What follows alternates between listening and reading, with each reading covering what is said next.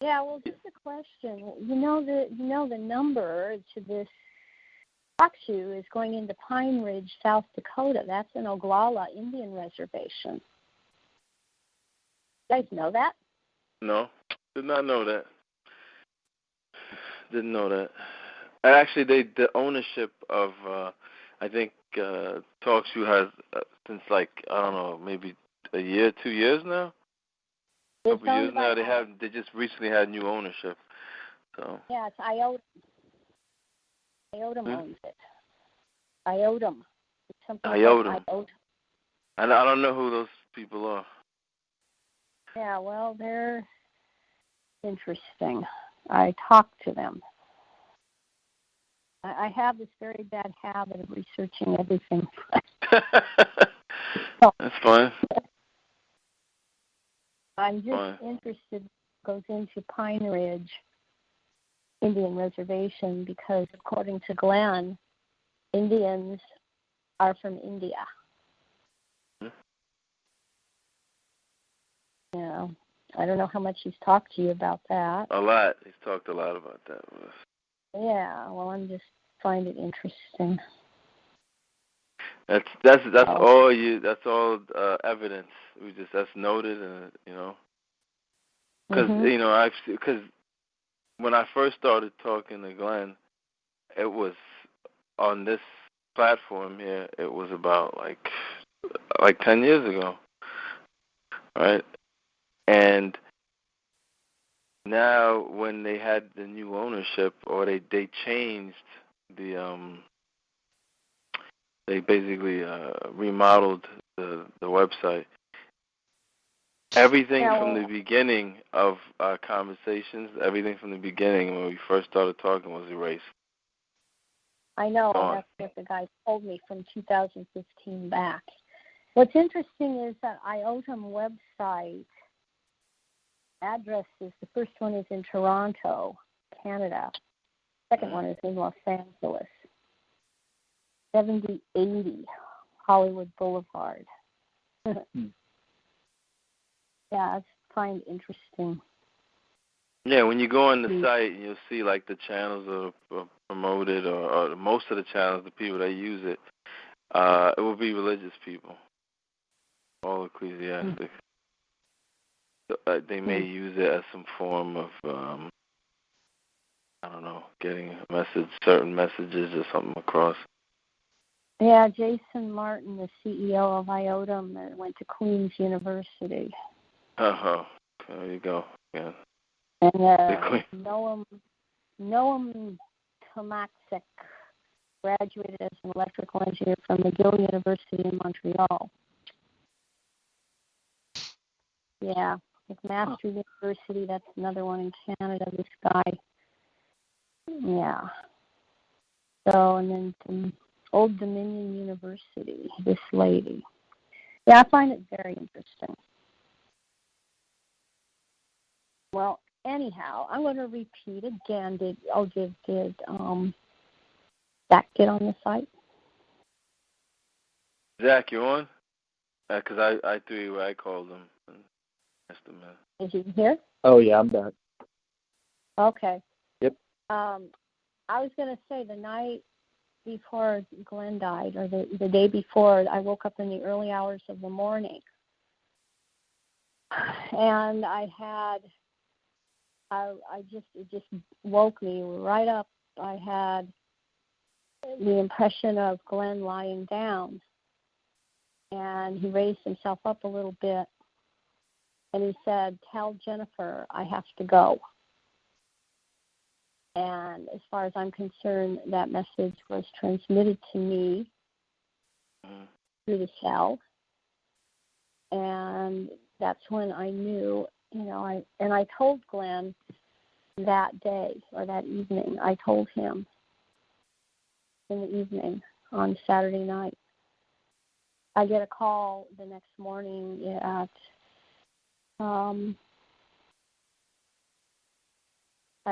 about 5:58 in the morning from this Dr. Kamal over at Brockville General Hospital, and he said, "Oh, I'm sorry to wake you with the bad news, but Glenn is bleeding." internally, and he has lost his hemoglobin, and hematocrit blood levels have gone down dramatically, and he is bleeding intestinally. And I don't, we were scheduled to do liver biopsy on the 8th, which was Monday, the next day. But I don't think he's going to make it. And, we're not able to, and we'll keep you posted as things move along. So that same day, I get a call, I guess that was Monday morning.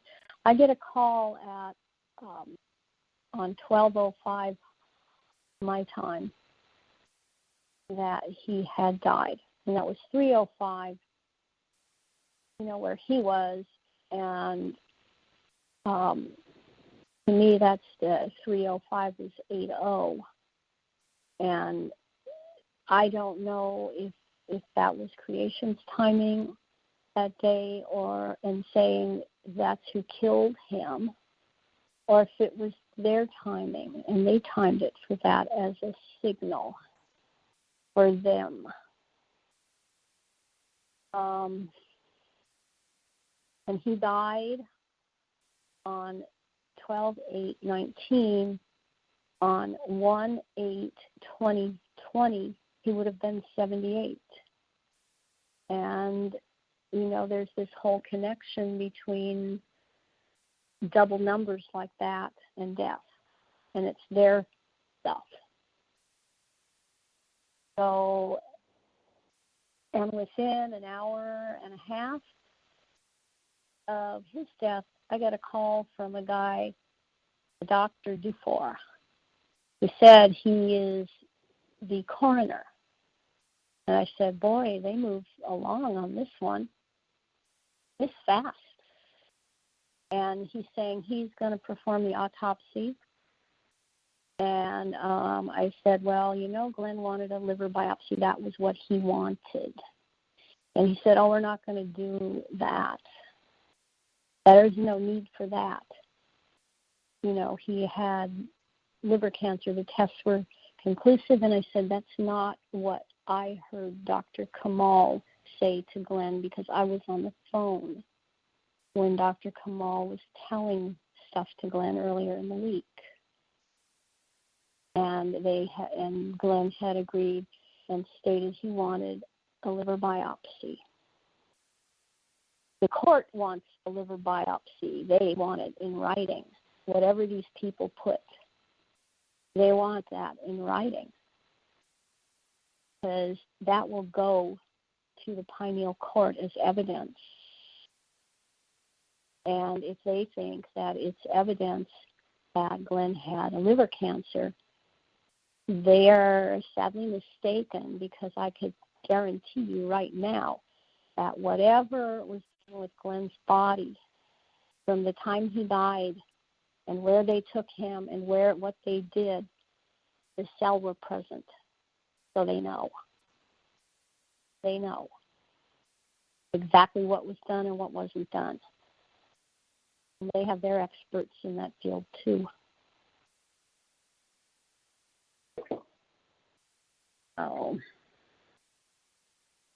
Just like they were present when Ken went in to view Tom's body after he died over at Kempsville District Hospital, and a member of the cell stayed in that room with the body and watched from that point on.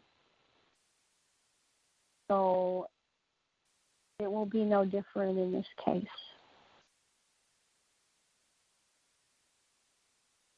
So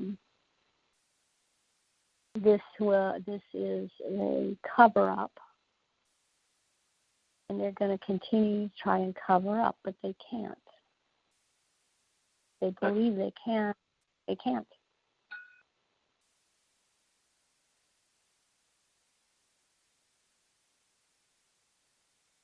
I've seen a lot of photos of the old pictures on the farm, and I think I see Tom, but I'm not 100% sure. Is Tom like curly-haired, black-haired? No. Older guy, gray beard. Yeah. Tom had white hair, long hair, and a beard, a big long beard, and he always wore a baseball cap, and he was skinny. Yeah. So yeah. Glenn told me, oh gosh, it must have been somewhere between the September and October, somewhere in there,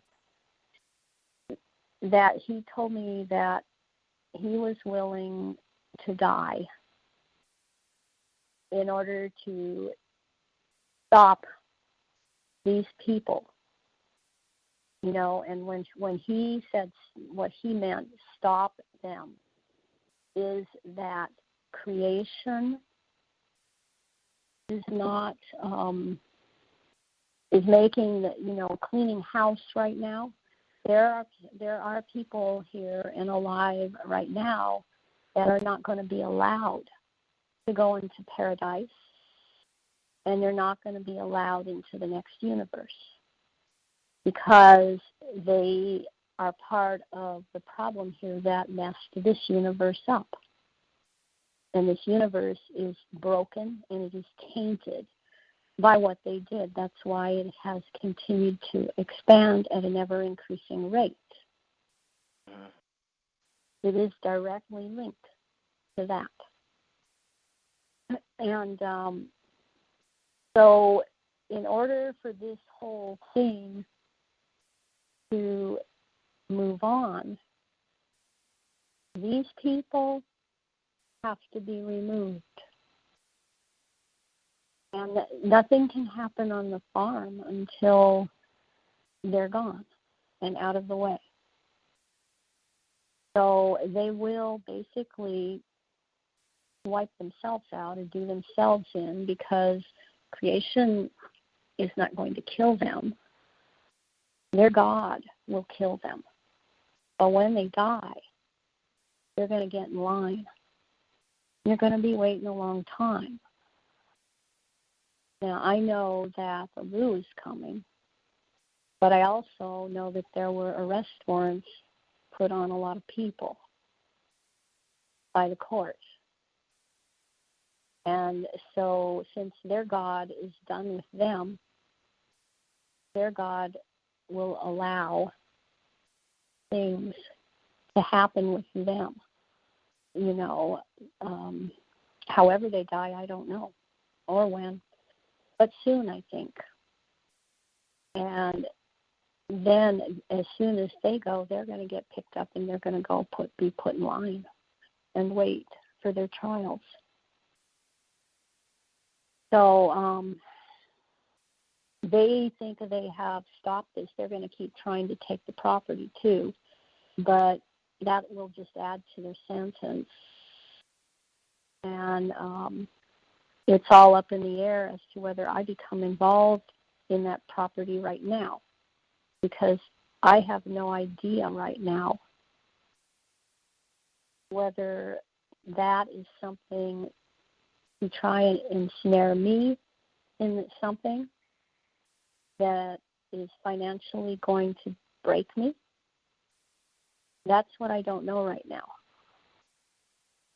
So I'm awaiting for creation to send word to me on what I do about that. Because right now I don't feel led. I don't know what's the right word to just jump into it. I have reservations, and I suppose there's a reason for that. The promise to me was that when everything is done, when this is all done, I will be back on the farm. And I was promised 14 years together with Glen. Now, these people don't know the reality of what death is, who the dead are and what they are, and how any of it works. So they think that they got Glen out of the way. They have simply released him to be more present. He can be anywhere now, just like the cell are, because he's the head of the cell. So he will be a problem now that they can't hurt anymore.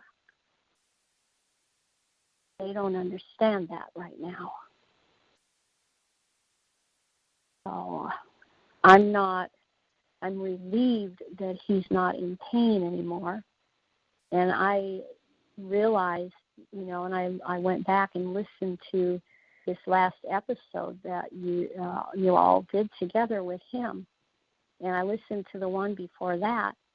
And from the one before that to this last one, something changed because he was out of breath when you guys were talking to him. And that's when those people were bringing him food. That's when they started being around. There was timing to all of this.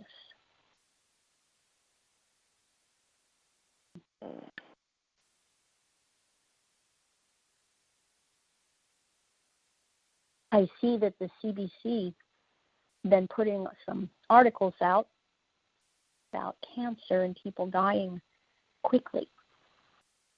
And the one they put out today is a guy that's laying in bed in a hospital gown that's got long, like silver hair and a silver beard and glasses. And I'm thinking, wow, what a coincidence. No. Sounds like a cover-up, right? Yeah. Almost like a cover-up, right? Yeah, and they're just putting this article out about this guy that's decided he's going to die he has end-stage liver disease, or end-stage kidney disease, and he's on dialysis. And he's foregoing dialysis because he can't get the treatment where he's living. He has to go a long ways away to get it, and he doesn't think that's right. So it's his choice to die. And he will last about 8 days, according to the article. And his last dialysis was on, I think, the 7th or the 8th. Yeah. So, it's just too weird, and it cannot be coincidental. And we've seen the CBC do this stuff time after time, kind of mirroring what has happened with Glen and myself over the years. And I don't know if they're assuaging their guilt. Like, okay, we'll put out something like that, because we can't put it out about them. Yeah, they could. Or something else, I don't know. But they're hypocrites, and they lie by omission. Oh, okay, I've had my say. Well, when I spoke to Glen, the last time I spoke to him in the hospital, as soon as I heard him talking, like it was kind of difficult to understand him, and he had a problem with his breathing. Yep. It was really bad, and I was trying to be optimistic, and he told me, I asked him, I said, how did this happen? Were you poisoned? What's going on? And he said, taxi drivers. Yeah, I know what he's talking about. And I said, how can I help? He said, it's too late for that. And I said, I want to see you again, and said, I hope I see you. Hope I see you there. Well, there were 2 taxi drivers giving him food. One was named Ray, Kentville Taxi Service, and the other one, Pete. Okay? So they were giving him food. This has to do with Kim Little being there. And there's some kind of connection. So I don't have any idea right now. I have some suspicion, but I don't have a good thing that I would say right now. But he had to be there, whether he knew it or not.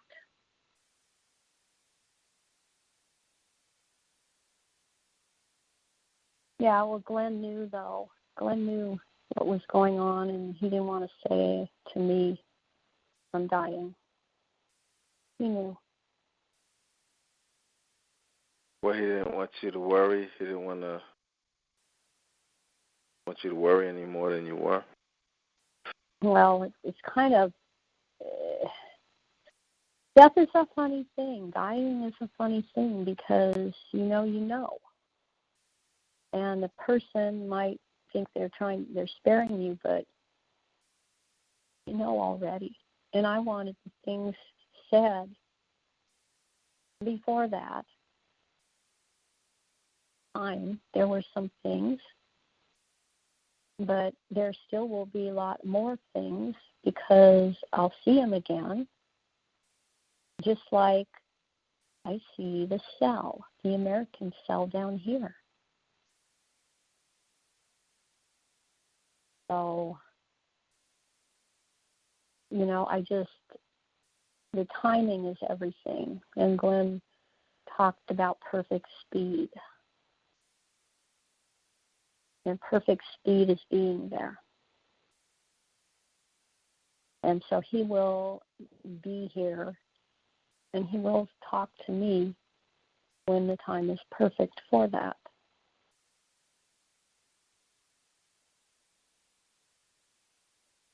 The project on the farm will happen. It is going to be different. Not going to be anything that you would, conceive of right now.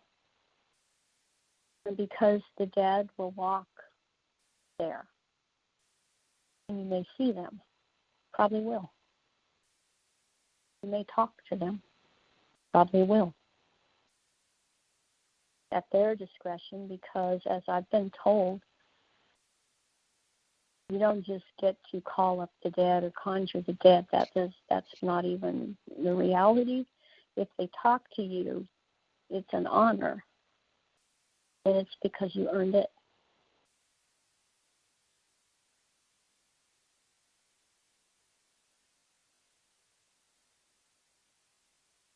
So there is a place where life and death meet.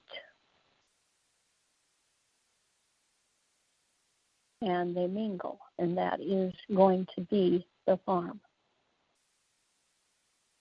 That is the chosen point at which the appointed time, the 12 people and myself will leave without experiencing death, and the cats go too. And some people will stay behind because they've chosen to finish up the job and here, and then we'll go later.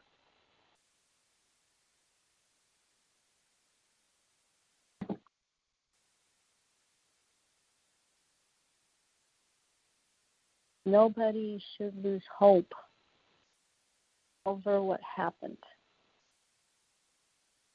And, I have my dark moments. I do. Yeah, I know. I know.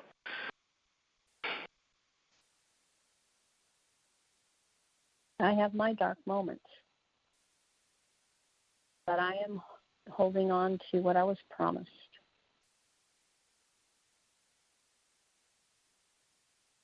I've seen too many odd things that I can't explain. I know what you mean. I haven't seen a lot, but I have seen things in my life connected to that farm over there that I can't really share with anybody because it's not something I can share. It's not like something I can prove. So kind of just keep it to myself and maybe talk to other people who would understand. But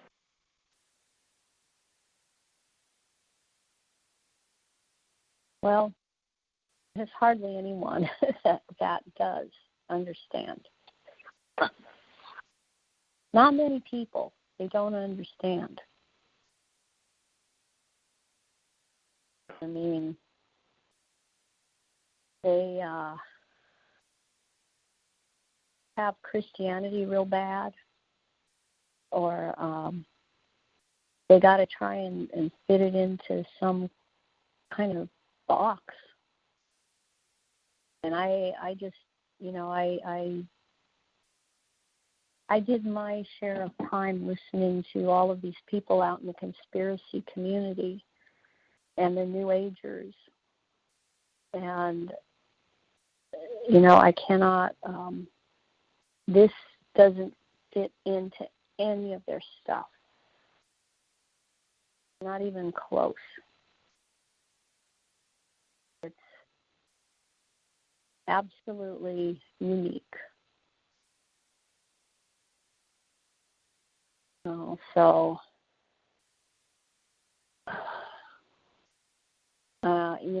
I think about all the things that Glen has said over the years, and some things I don't remember. I wish I remembered every single thing he said. But there was a lot of stuff. And some of the realizations that I started to make are now, when he's gone. And it goes back to this whole thing that he always told me creation is a process, not a person. Creation is a process. And this is a process, and it's a process for everybody. And nobody's process will be the same.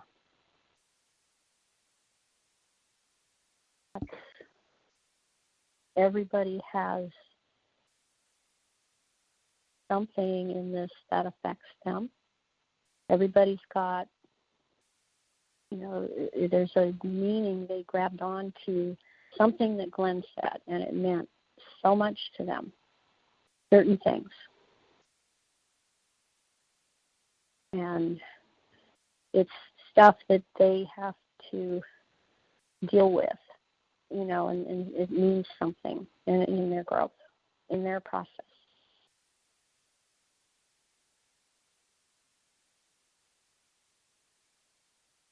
And Glen was the most gentle, kind man I ever knew.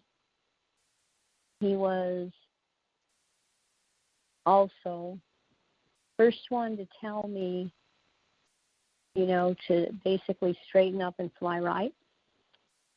If I had any kind of negativity, which I went through a lot of that, he was the most honest man I've ever known. He was the most honorable man I've ever known. And these people that did this to him don't deserve to be anywhere in the same universe. They don't deserve it.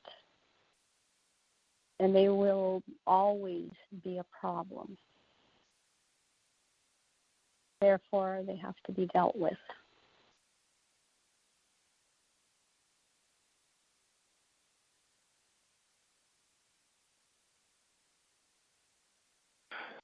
Definitely. Yeah. I always, for me, Glenn, this guy had so much integrity. Integrity was so important to him, and that really affected me. It made me be a better man. He set an example.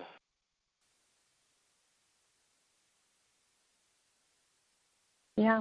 And out of searching for truth, I've never seen anybody that even scratched the surface compared to the things he talked about. And I was just like, so shocked at how honest he was with me. There was no games.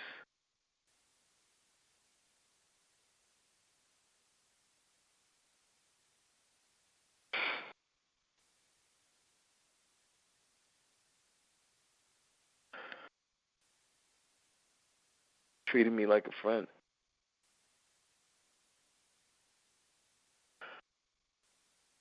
So it's just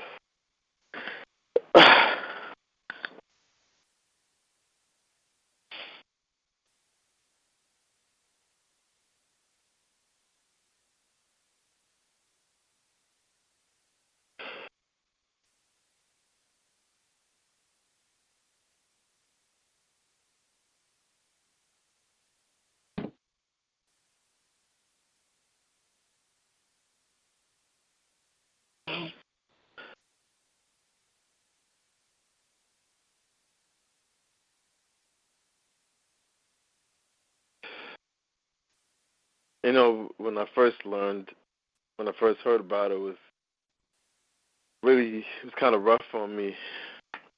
But when I spoke to you, Johnny, you made me feel better. I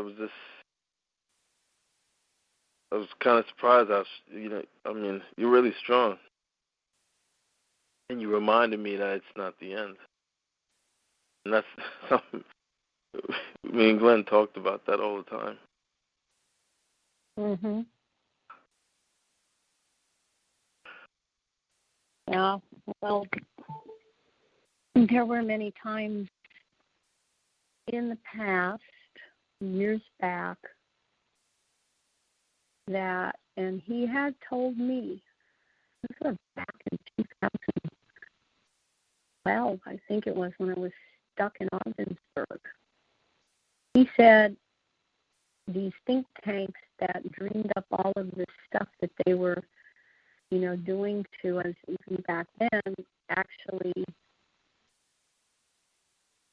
hoped, because me being so negative and such a victim, that I would actually drive Glenn crazy, and that he would drop me, or he'd just want to kill me. That's how they were thinking. That's how these groups, they're so subversive, and they have their think tanks, and they study the psychology of people, and they try to plan and strategize around that, about what they can drive someone to. And for years, I thought, I can't do anything right. And pretty soon it fed into itself. And I was stuck, just really stuck. I was stuck for years. And Glenn told me last week, one day, he said, "You're in charge now." and the seller depending upon you. So remember that. Now you're in charge. He told you that. And what it means, it's not like I'm telling them what to do. It's not it at all. It's just that now he's there and I'm the connection here. So all that takes from me, I believe, is to be willing. And I just kind of figure, you know what, if Glen can die for this,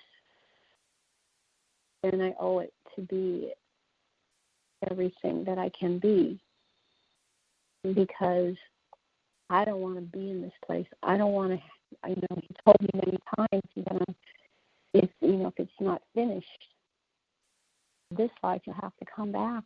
And, when I thought of the description of how things were going, I don't want to come back. I want to just do it in this life. Whatever it is that has to be done, I just want to do it. Because I'm tired of this planet. And I'm tired of all of these nasty, evil people. And they are truly evil. I'm tired of it. I just want to get this done. And sometimes it feels like I'm fighting myself to try and do anything. But I need this done. And Glenn always told me that there were 7 billion people waiting at the gate, waiting for all of this. And they're waiting, there's a lot of people waiting that haven't even been able to enter paradise because it's been filled up with persons that don't belong there. And it had to be cleaned out. So that's been an ongoing thing. But, that's one or two or three groups of God, different groups that I can figure out that cause that kind of problem, because they're knowledgeable about all of this. And they figured out how to move things around to their benefit. So myself, I'm moving around here. That's why I know this isn't about fighting the system. Because the system can't be fixed. You only fight something you think can be fixed or you think you can conquer. But it's too broken to be fixed. It's tainted. It's broken and tainted. This is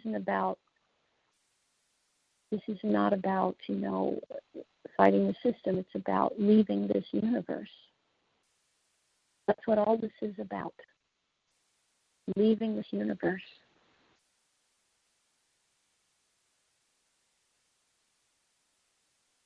And that's the thing to keep in mind.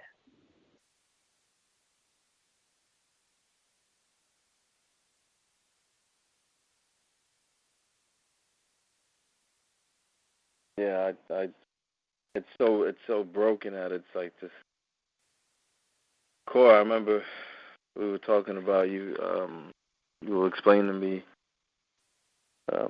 about cats and how just the whole situation with them and how they're killed, and by vets, and people put them to sleep because it's just another signify how broken the system at every level. You see it everywhere. In the States over here, we're seeing it, and in the political stage, they're making sure. It seems like they want people to see this, but they, with these people, I don't know. they have their agenda as well. You know. So, but apparently for 2020, that I'm seeing that, and there's a lot of people who believe. They call it this is the age of awakening, and they believe like it's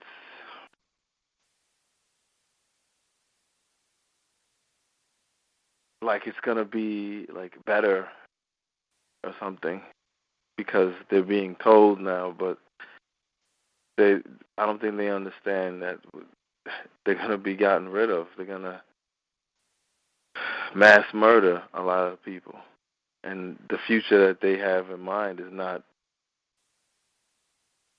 It's not something I look forward to. As far as all the mass murder, but I understand at the same time that these people who've been managing all of this, that they got to go. Because it's just... Well, the people that are trying to stop the project are what is being focused on right now.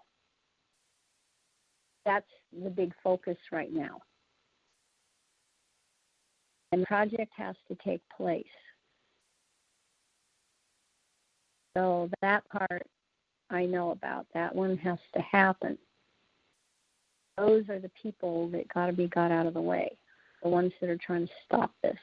And they thought when they killed Glenn, they stopped it. That's what they think.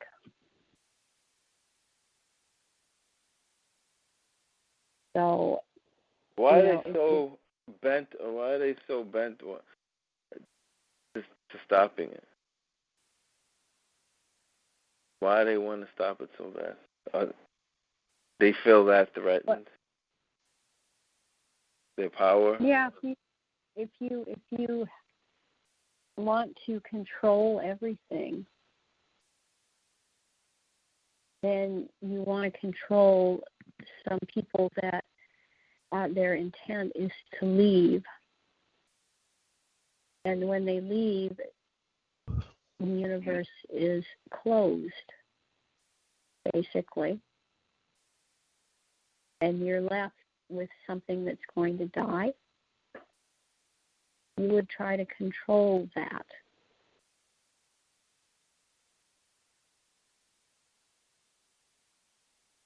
So it's not just some Freemasons or some groups that want to, if their intent was just for the property, or so on, they will feel right now that they've done it. But it goes beyond that.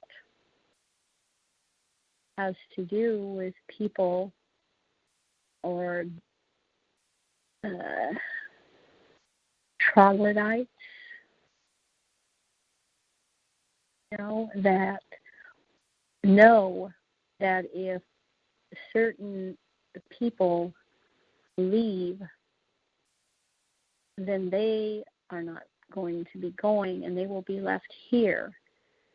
And they have a limited time left that they can reign because the universe will destroy itself.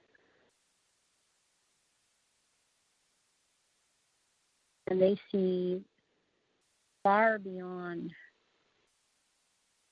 what, human beings see. Human beings, don't see as far as these people. And as the universe expands, the galaxies are going to ever increasingly be apart from each other. And a lot of things will change. I read something about that, it was a month and a half ago, about what would happen if, the universe keeps expanding. But at some point, everything kind of just dissolves. And, anything that's living wants to extend their life, and they want to live. They want, it's self-preservation. They want it. So they don't want to die, even though it's probably hundreds of thousands of years away. But it's something, they want an everlasting reign, be in control. Those are the control freaks. Yeah. Control freaks, yeah. That's how they are.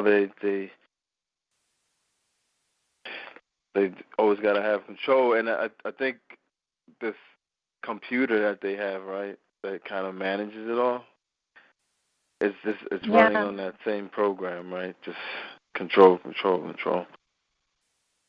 Well, it will be spewing out all of the data about what's going to happen 100 years from now, 1,000 years from now, 10,000 years from now, 100,000 years from now.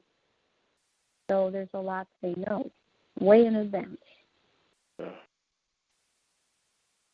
And the ones up on the surface here do their bidding. And then we call them bosses, or, the ones in control here. But they listen to the ones down there. It's an oyster within an oyster within an oyster kind of thing. Or a cloister within a cloister within a cloister kind of thing.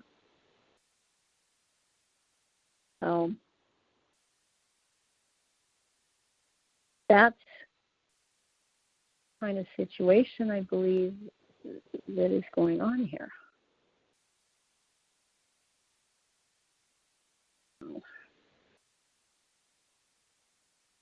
And I myself, I'm become more and more of a kind of, I just watch all this stuff around me, on a day-to-day basis, and I just don't, I don't feel like I watch a lot of things, I observe a lot of things, but I don't get involved in it because it's part of, what there is no, there's a lot of petty stuff that goes on day to day, Yeah. And there's a lot of stuff. People get all involved in this stuff, and I just anymore I look at it like it's a foreign world because my mind is set on what has to be done, and it's become more so, and it's accelerated in the last few months. And now Glen is, he's with the dead now, so it's even ever more accelerated for me. I want to get things going. I want to get done with all of this that has to be done here.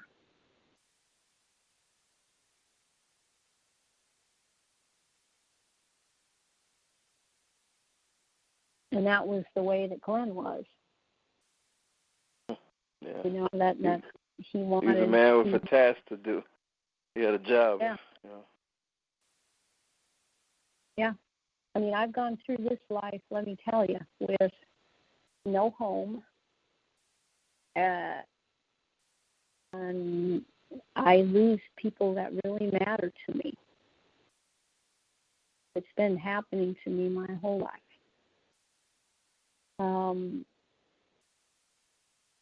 And I've had a lot of harassment. I mean, it's just continual. And then I have to say what happened with Canada. Boy, that's been oh so special. I learned a lot. But all I can think of, and I watch all of this, and I think, I look at people around me, and they don't seem to have a clue. And all I can think of is, we got to get this stuff done. Got to get out of here. So right now, I've been told to wait and take care of the cats. That's what I intend to do.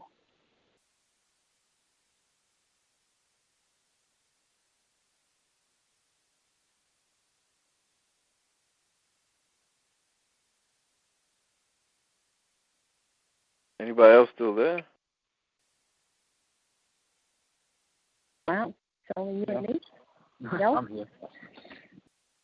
Yeah, I'm still Hello. Dana Still has listening. been real quiet.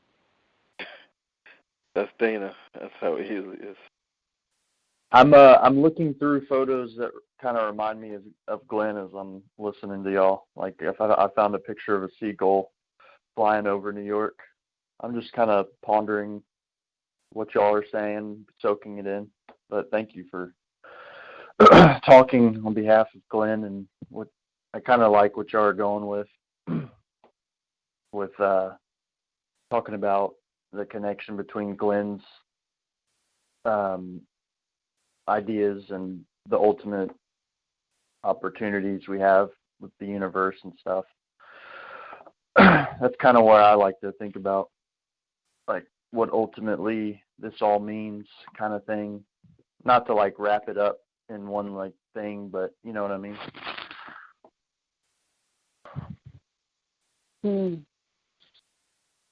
Well, you're young and you've got a lot of experiences that you have to go through.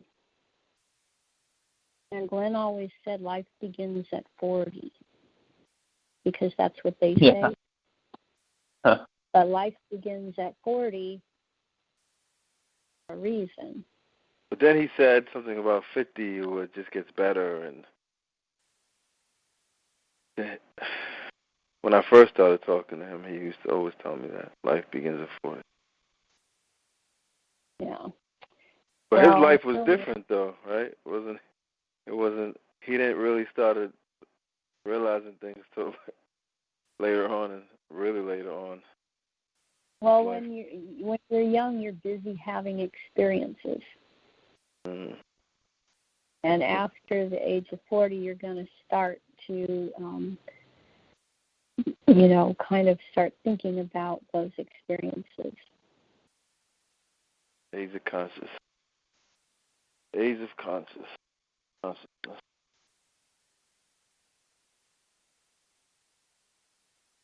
So you have to have the experiences. You can't get out of it. No one's above the process. Creation reveals or tells you its secrets after a long period of time. That's with everything. That process. No instant gratification. What was it that you said? Creation hated, didn't like hypocrites, control freaks. Hypocrites and control freaks. Got courts just for those people. That's the worst crime. Control freaks and hypocrites are the worst crimes. And I see a lot of that in the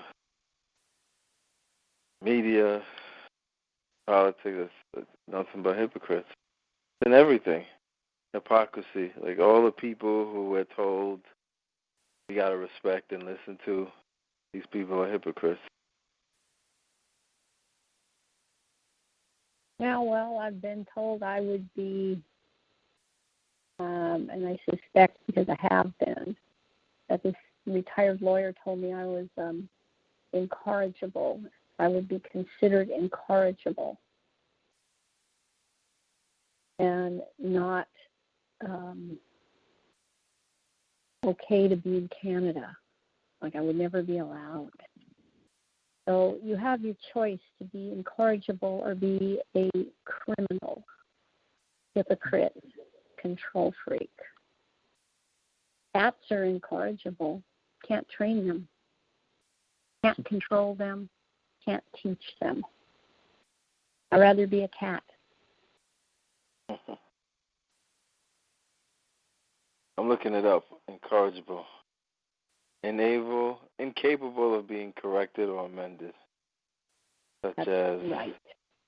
Not reformable, depraved, delinquent, not manageable, unruly, unalterable. Oh, that's tenacity, right? That's tenacity. Yeah.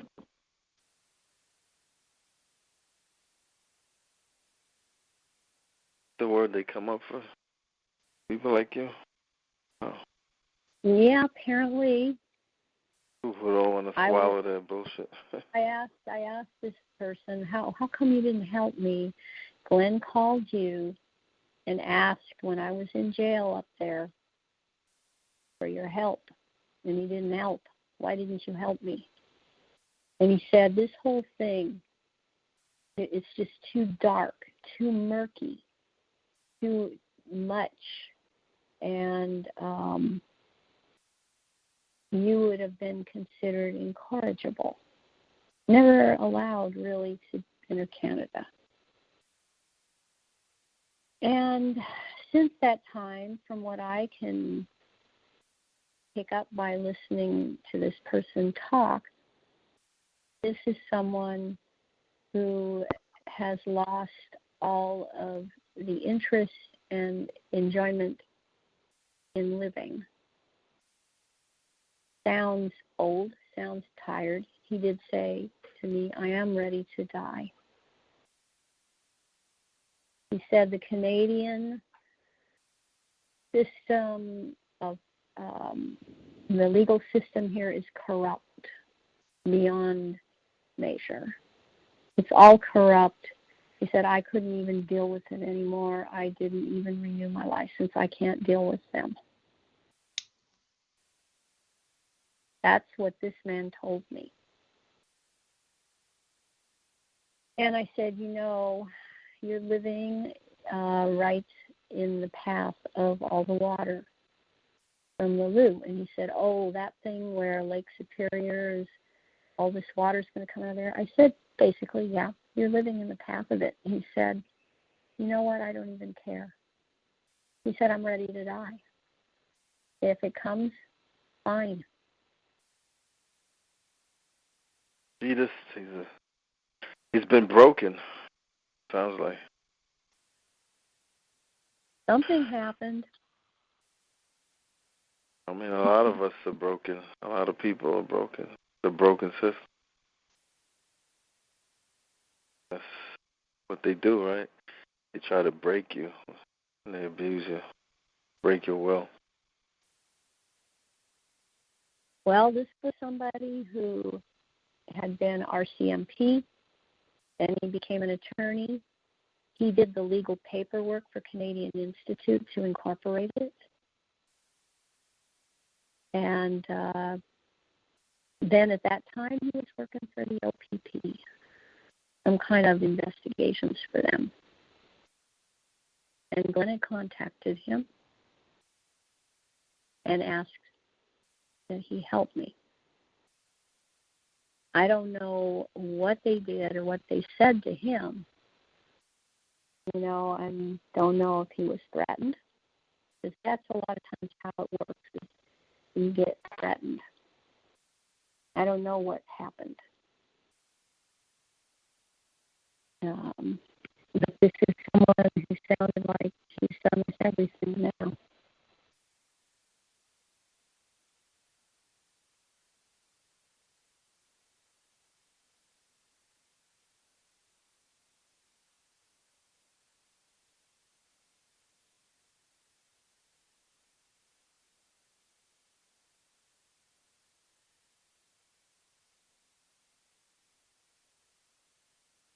I imagine the OPP headquarters will be buried underwater, too. Yeah, didn't they, I'm not sure if it's Bell headquarters or OPP, but one of them it was OPP, I think. They got moved years ago, right? To be right in the path. They're in Aurelia, and that's right there. So they're going to, and they've been given many chances, and they've been told, but they can't hear it. Glenn, he told me when he was in the hospital that all these people appeared, and he looked up in the yard, and there was an ambulance and fire truck, and he said it looked like high up OPP people, and not just the run-of-the-mill officers, and they all came there.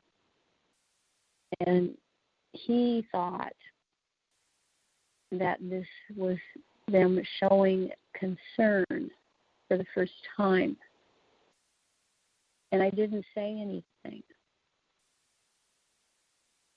But that is not what I thought. And the letter or the email that I got from Ms. Runciman, said that it sounded like, oh, well, he made the choice to go. And I said, I knew the truth of it. He was told, if you don't come, if you don't, go, we're going to arrest you. And that's why he went. But I don't say much to Glenn at that point because Glenn was really trying to think that these people maybe turned a corner or something and they changed. And I have my doubts, very strong doubts about that.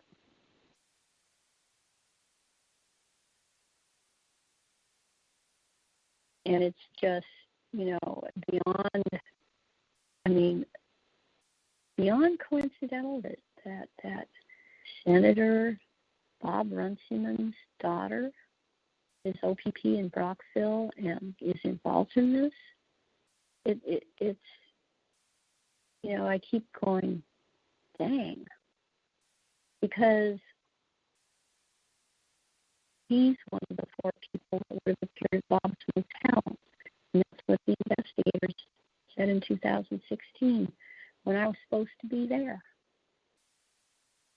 And I would have been murdered.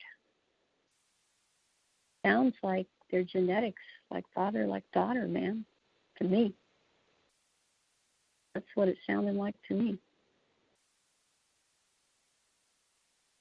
So they're both like civil servants, right? That's the common denominator. Father and daughter.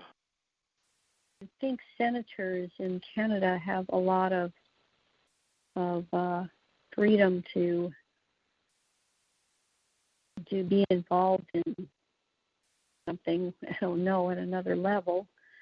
I don't even pretend to know too much, except senators seem to have answer to different parties than like an MP. I don't think MPs have any power, really. But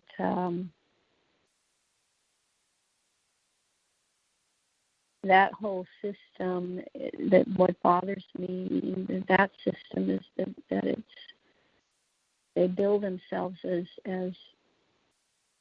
democratic. Well, that turns out not to be such a good thing. We've got Democrats here, and they all seem to be alike. Yeah, they're most likely to be bureaucrats, right? Yeah. It seems that they have a different agenda than what people think. I noticed in Canada they have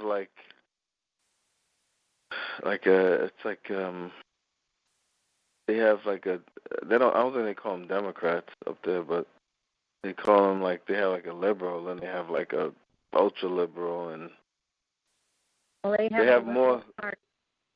Huh? They have the NDP. They have the NDP, the Liberals, and the Progressive Conservatives. Those are the 3 major parties. And there's the Bloc Québécois, and there's a few others, but the Green Party, and I think there's 2 or 3 others. But the NDP, Glenn always called them the 1789 gang, which meant bourgeoisie or bureaucrats. And he had a lot to say about the liberals versus, the conservative progressive or progressive conservative party. But the only common denominator with all that is that it's bureaucrats that run the show in Canada, and that the politicians are all cosmetic. They don't do anything, and they have no power. Yeah, they just argue.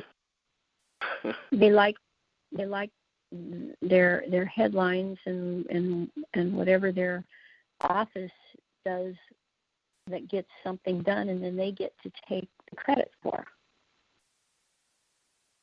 So, it's like, and I said it before in an article, it's an Ouroboros eating itself. That's all that whole thing is up there.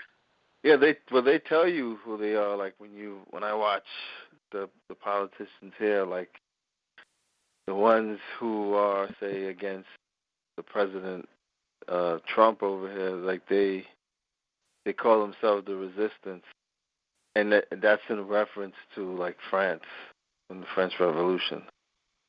And they talk about the Fourth Estate, which is the news. This whole structure they have, that's all based off of that revolution. Now, well, all of them are following their DNA.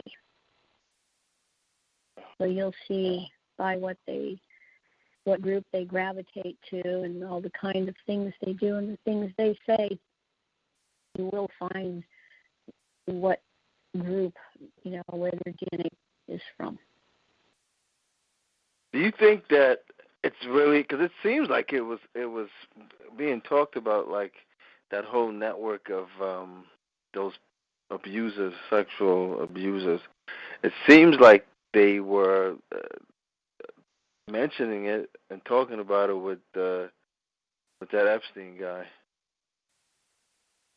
and it's like almost hinted at that they would be kind of bringing it to the start, letting people know. You think that will be part of that 2020 agenda? I don't know. I know what the cell told Glenn, and Glenn talked about, is that in 2020 you will all see clearly why things are the way they are in this world, on this planet, in the systems. You're going to find out. I think there's a lot of major revelations coming. I've been told that there are 20 journalists, not from different parts of the world, that will be putting articles out and putting stuff out about what happened with Glenn and myself. And I know there's a book that will be published after the Lou. There's a book. And I know that they had talked about different names for the title, and one of them was Who Killed America? But I'm not sure in the end what it will be titled. But that's going to come out as well. And I'm sure there's a lot more than that, but I'm not privy to that information. Weren't they, from what I remember speaking with Glenn about that, is that they wanted to have this book, right? But they wanted to kind of frame it that, it's all America's fault, and to justify the destruction of America. The whole this is a book that Glenn wrote many years back. So I don't know any more than that. I don't know who is the publisher. I know that that's a reason that my friend Arthur Emoto was murdered, because he had given Glenn a specific amount of money out of the blue when I was first year and had talked and wanted to give it to him. And Glenn, I guess there's some talk somewhere with him in the cell about that Arthur was had something to do with a company or some Japanese group that wants to publish the book.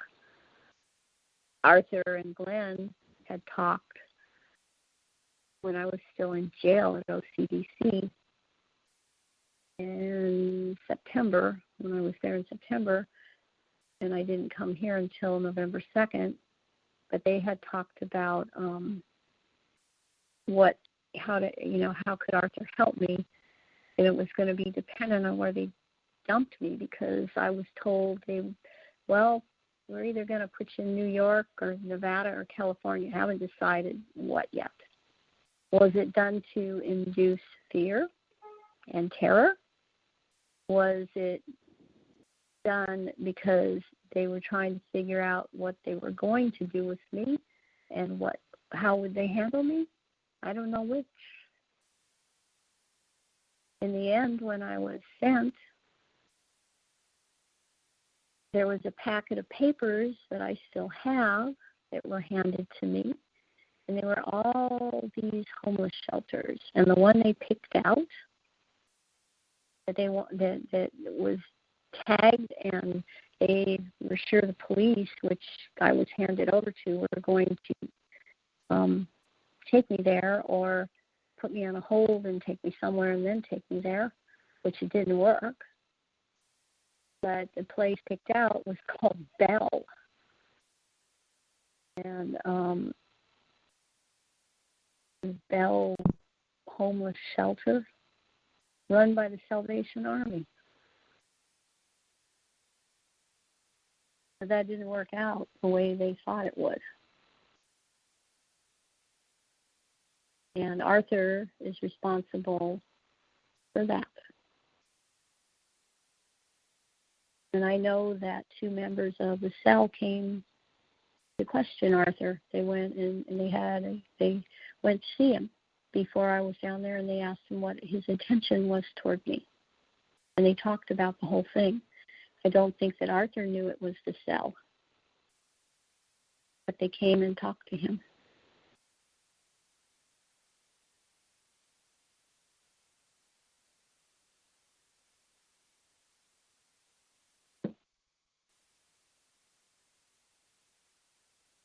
It's for reasons like that and 10 million other reasons that I know that these people are going to be stopped.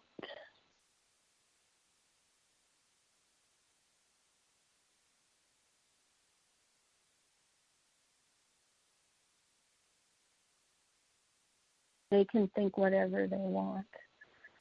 And they can go ahead, take the property, go ahead and do it all, because everything that you do is going to count against you in the pineal court. Go for it.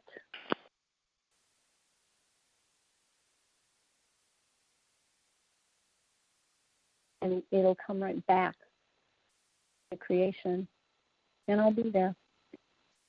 They can do what they want.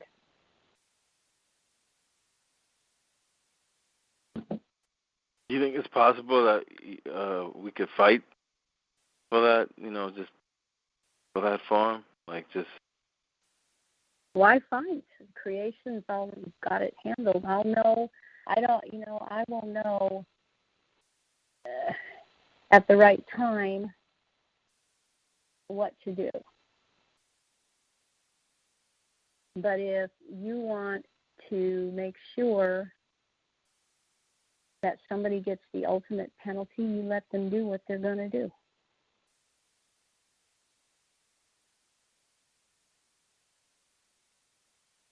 Give them enough rope to hang themselves? Yeah. Go ahead. Make my day.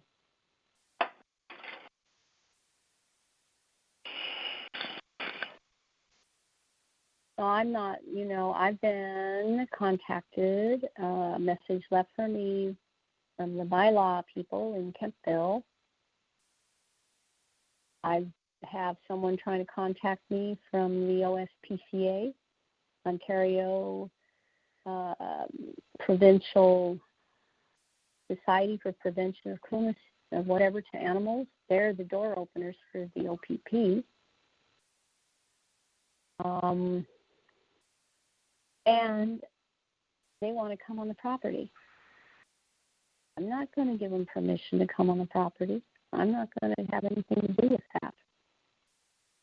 They want me to say, oh, yeah, the cats. And you know what? It breaks my heart because I love cats. I love them so much. But I can't do that.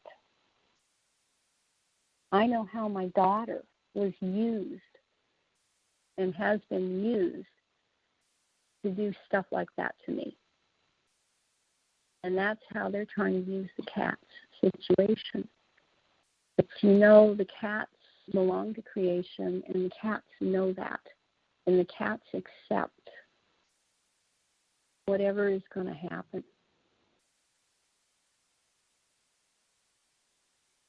And I've been told that.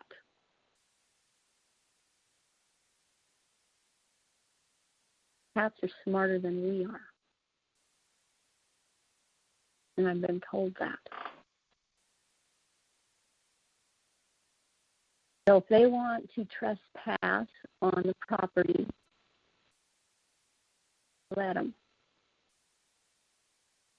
Because I want them to get the ultimate penalty. They deserve nothing less.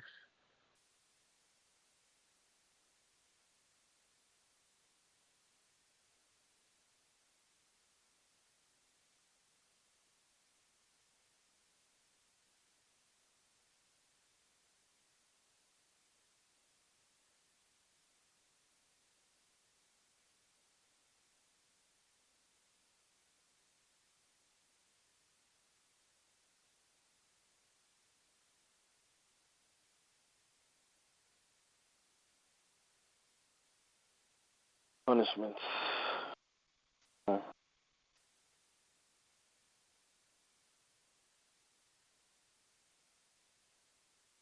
Anybody have anything to say?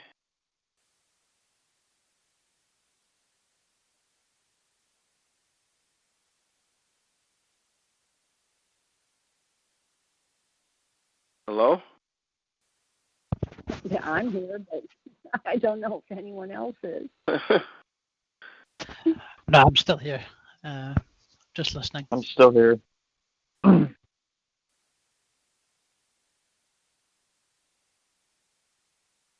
Dana, you got anything to say?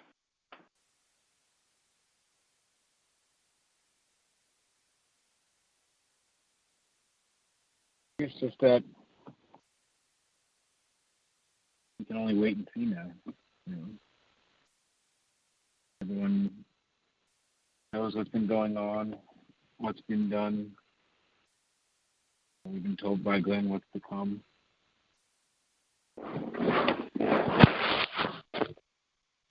Everyone just has to keep listening for their instructions and doing that, I'm going to do. I'm just thinking, I think about how many people actually know what's going on. And I feel bad, there's people who, of course I feel bad for people who are just completely oblivious and, not their fault. But I feel bad for the people who are looking, and they won't have a guy like Glenn that helps them out.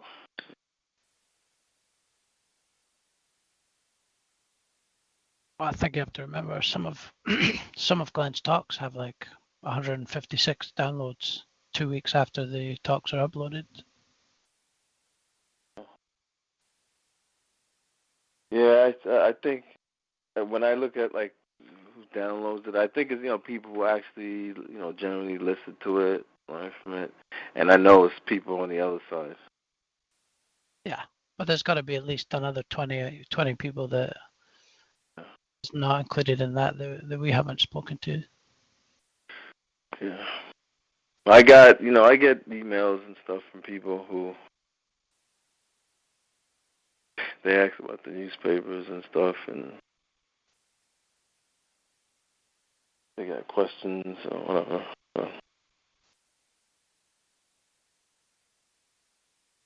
But a lot of people choose to kind of watch from like a distance. They kind of want to be anonymous.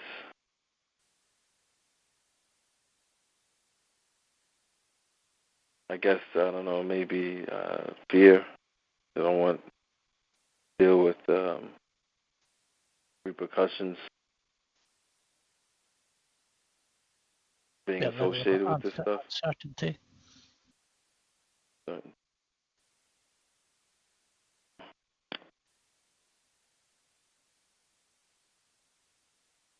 They may have a family and all that stuff, and that could be used against them.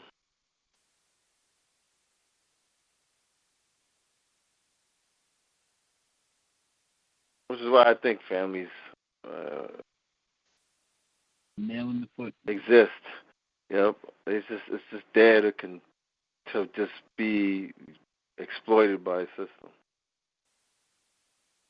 I see people at work and they put up with so much crap. And when you say, "Hey, why don't you do something better?" They say, "I got kids. I got this. I got this. I got that. My wife and kids."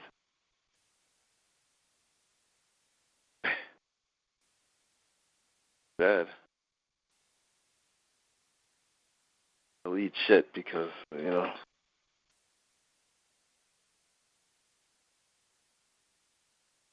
and they just make it where everyone is just trying to survive, Yeah. Not too far away from being hungry.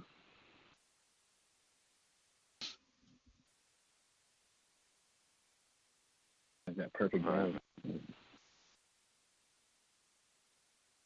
That's why it's not about fighting the system, it's about leaving the universe.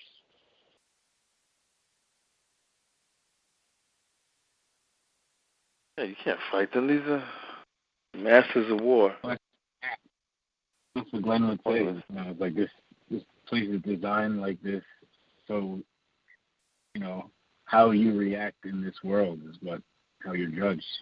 Given all this stuff that they toss at you, and there's so many opportunities to be corrupt and to be like this or be like them, and if you still choose not to, and you still try to make someone's life better or the world better,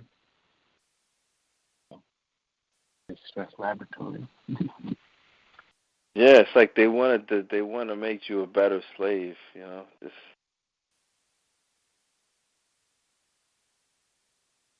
which means kind of killing your humanity.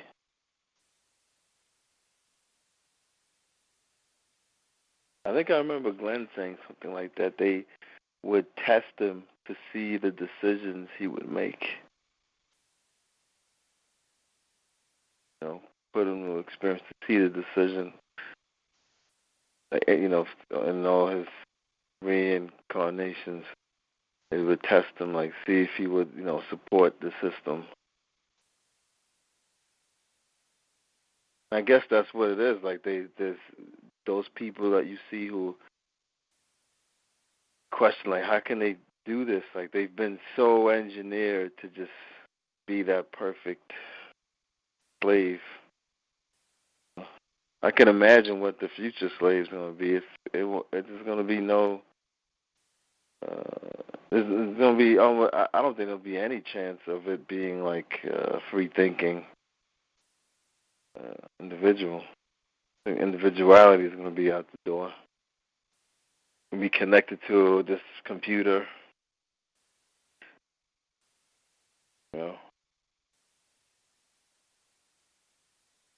And it won't really have its own thoughts. The Borg. Yeah, exactly. Now it's just not even. I mean, they show you in the science fiction, like they give you clues. Now it's all about bringing us all back together again into this one structure of Hermaphrodite. It's still Borg in the sense that they're still mindless. Right? Like when you program, but there's more of a chance. There's more of like a chance of people, breaking away from that.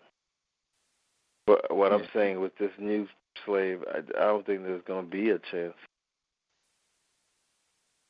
But creation always finds a way, right? Doesn't leave much. Well, creation is leaving the universe. By the time they have their product, creation not here. This is the last, in this time period that we're in right now, the last, 40 years that they've got planned. It's less than 40 now, I guess.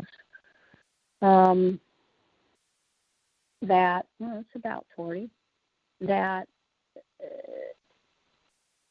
before or by the time this last event takes place around somewhere 2058 to 62, that somewhere in that time period, the creation has left this universe and taken those that are waiting at the gate by that time. They're leaving. And they're just sitting farther forward in this football-shaped universe than we are.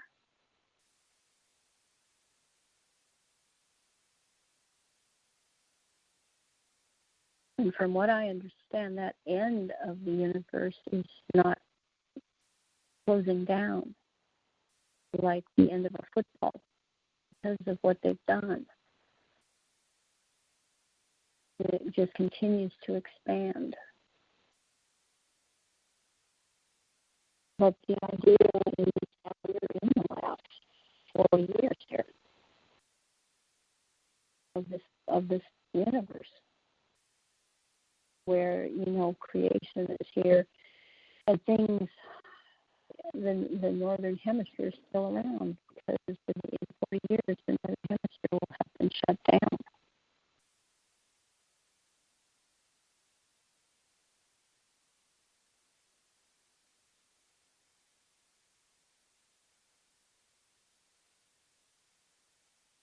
So that's why I keep saying it's not about fighting the system, it's about the universe. You're breaking up. You broke up. Yeah. Me?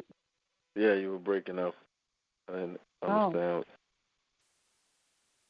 Said it's not about fighting the system or trying to change anything here. It's about leaving the universe.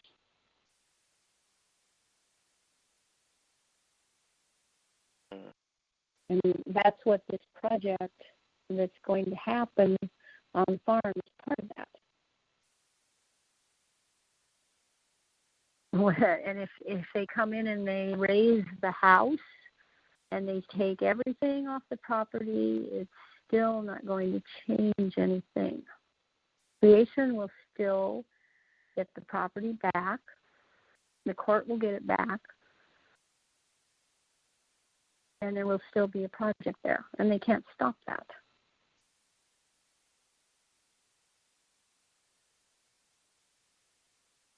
That's still happening.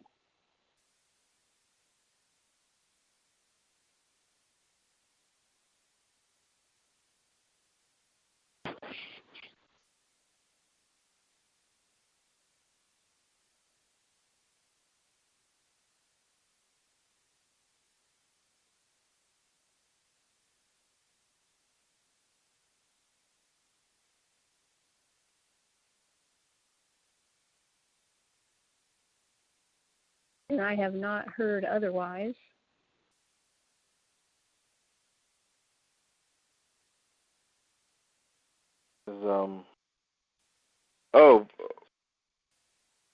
So do you want to do this type of thing once a week or every other week, or just you want to do it whenever, I guess, we're all free, or? Well, we'll play it by ear.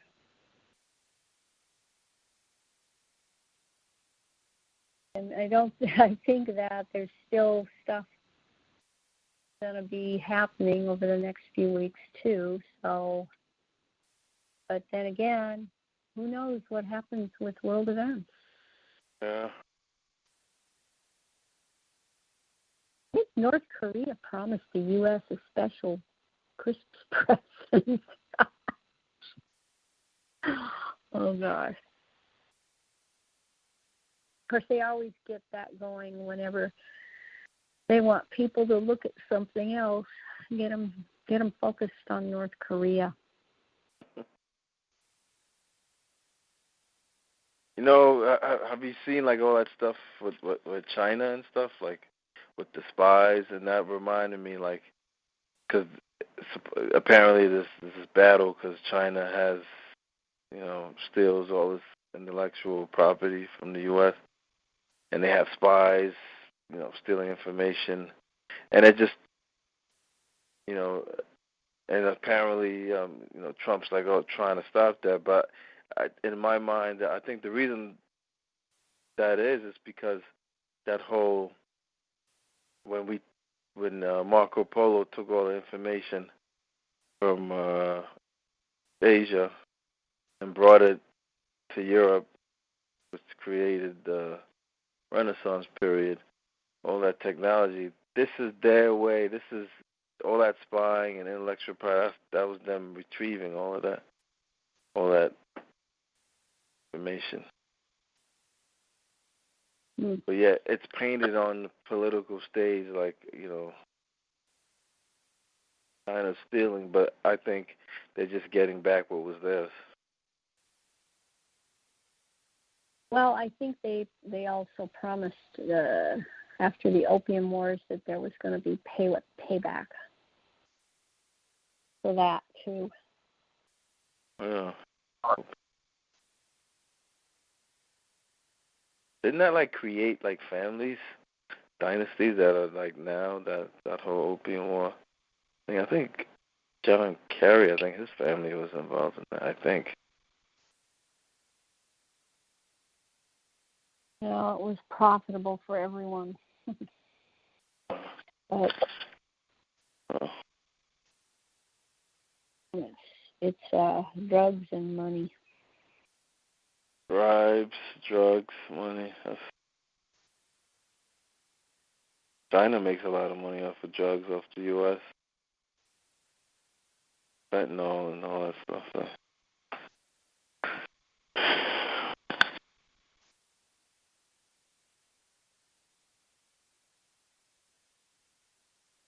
Well, Canada, CBS make a lot of money too because they're the biggest drug smugglers on the North American continent.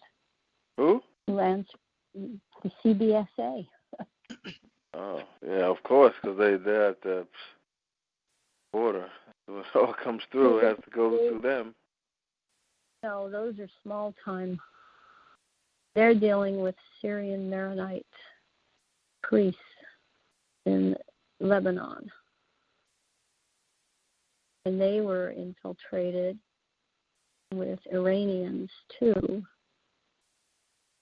Iranians within the CBSA were responsible for what happened to me. CBSA told me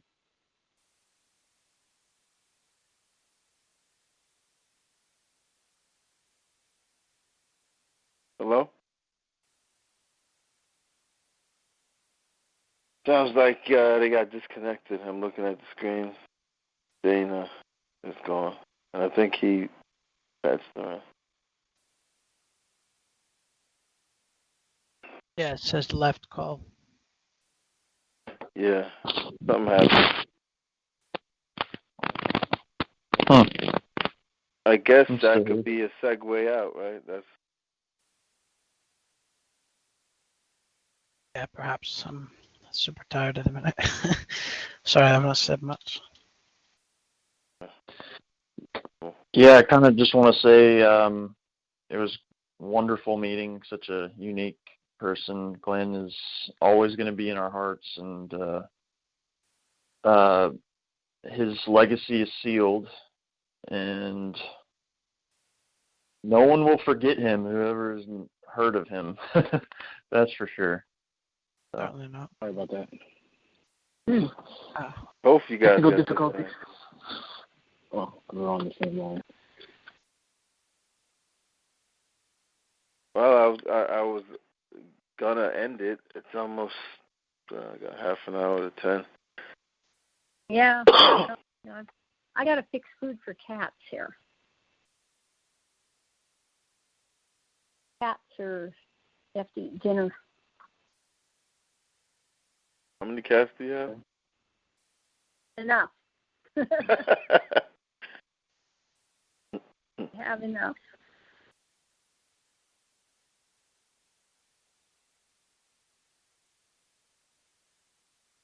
I got some spoiled cats.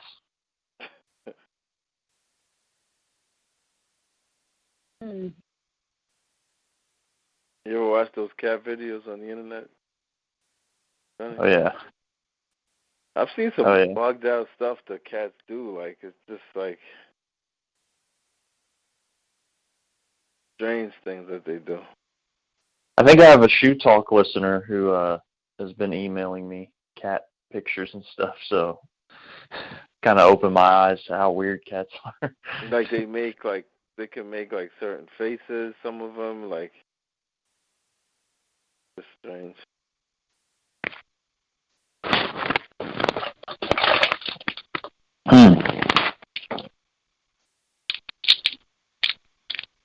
I had a weird experience with my cat last night. I woke up to go to the bathroom, and my cat was in this position down the hall. Went back to sleep for another hour. I woke back up, and he was in exactly the same spot, looking at me the exact same way as I was an hour ago when I woke up. It's kind of like, I was like, wait, did I go back to sleep? Your cat has you psyched out.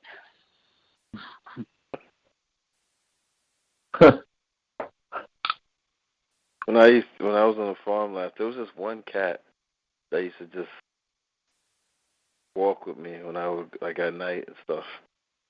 And I'd go out in the front by the raft. He would just follow me.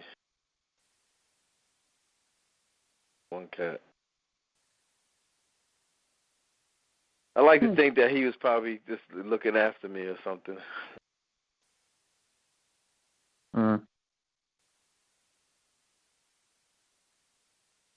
I think they're all thinking of you, man. Any one of them. Some may think you're a little off. Some may want to get to know you better. Yeah. I mean, I see a lot of cats on my job day to day. A lot of them run away. Some are really friendly.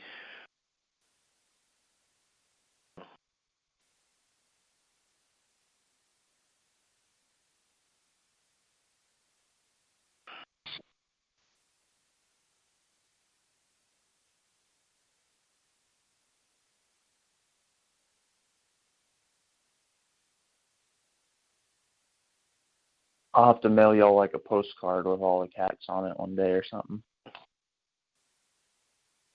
Christmas card. Cool cat.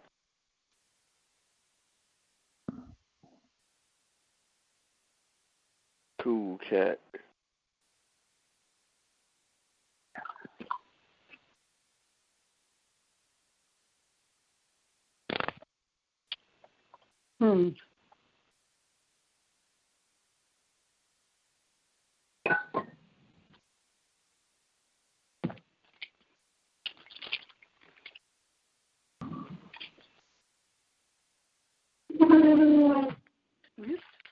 Background sound. I got to start getting food ready for cats here. Okay.